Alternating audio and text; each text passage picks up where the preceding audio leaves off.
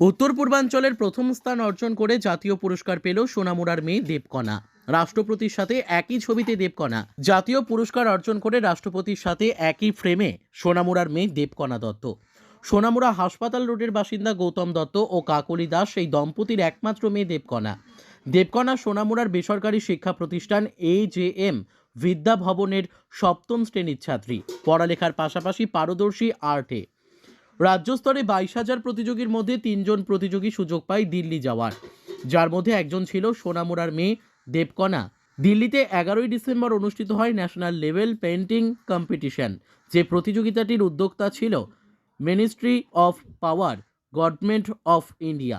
সর্বভারতীয় স্তরে 105 জন প্রতিযোগীর মধ্যে 7 নম্বর স্থান এবং উত্তর পূর্বাঞ্চলের মধ্যে প্রথম স্থান অর্জন করে জাতীয় পুরস্কারে ভূষিত হয় দেবকণা। এখনও 1 বছরও হয়নি তার আর্ট শিক্ষার, তার মধ্যেই জাতীয় স্তরে পুরস্কার অর্জন করে সুনাম কুড়িয়েছে সে। সাংবাদিকদের এক প্রশ্নে দেবকণা জানায় তার ইচ্ছা সে আর্টিস্ট হবে। আমি ফেব্রুয়ারি মাস থেকে আর্ট করি 2023। 1 বছরে আমি অনেকগুলা আর্ট কম্পিটিশানে অংশগ্রহণ করেছি, তারপর মেডেল পেয়েছি, প্রাইজ পেয়েছি, তারপর সার্টিফিকেট পেয়েছি। ন্যাপকো আয়োজন করেছে কম্পিটিশানটার ভিতরে, স্টেট লেভেলে আমি 3rd হয়েছি। হওয়ার পর আমি দিল্লি গিয়ে 7th হয়েছি। দিল্লি গিয়ে 7th হয়েছে 5 জনের ভিতরে এবং নর্থ ইস্টের মধ্যে প্রথম। ছোটবেলার থেকে আমার আর্ট করতে ভালো লাগে।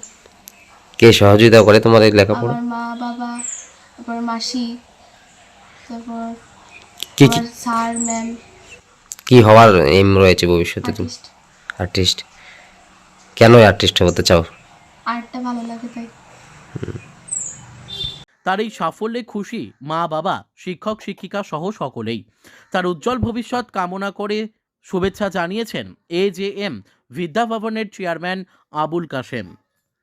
Bureau report, news daily Bharat.